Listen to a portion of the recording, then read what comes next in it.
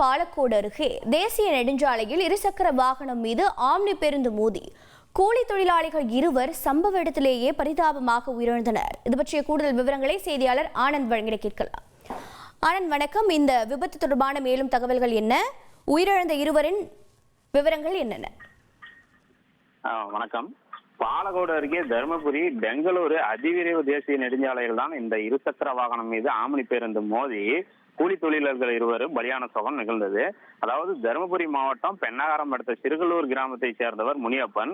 இவர் இன்று தனது இருசக்கர வாகனத்தில் தருமபுரியிலிருந்து ஒசூர் நோக்கி தேசிய அதிவிரைவு சாலையில் சென்று கூறியிருந்தார். அப்போது இவருடன் அதே பகுதியைச் சேர்ந்த லட்சுமணன், சக்திவேல் ஆகியோர் பின்னால் இருக்கையில் அமர்ந்து சென்றனர். இவர்கள் அனைவருமே கூலி தொழில் செய்து வருபவர்கள் தான்.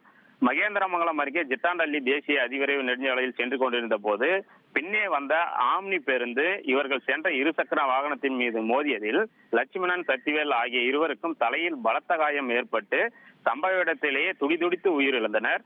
இருசக்கர வாகனத்தை ஓட்டி வந்த முனியப்பன் சம்பவத்தில் இந்த படுகாயம் அடைந்தார். தகவல் அறிந்த மகேந்திரமங்கலம் காவல்துறையினர் சம்பவ இடத்திற்கு விரைந்து சென்று இறந்தவர்களின் உடலை கைப்பற்றி பிரேத பரிசோதனைக்காக தருமபுரி அரசு கல்லூரி மருத்துவமனைக்கு அனுப்பி வைத்தனர்.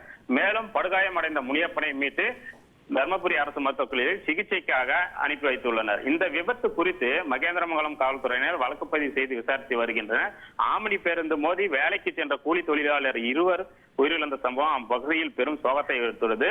மேலும் இந்த அதிவிரைவு சாலை நெடுஞ்சாலை பணிகள் பாதி முடிக்கப்பட்டு மீதி பணிகள் மந்த நிலையில் நடைபெற்று வருவதுதான் இது போன்ற விபத்துக்கள் அடிக்கடி இந்த பகுதியில் ஏற்பட காரணம் என்று பொதுமக்கள் மற்றும் சமூக ஆர்வலர்கள் வருத்தம் தெரிவித்து வருகின்றனர். தகவல்களை வழங்கியதற்கு நன்றி ஆனந்த். செய்திகளை உடனுக்குடன் தெரிந்து கொள்ள உடனே சப்ஸ்கிரைப் பண்ணுங்க.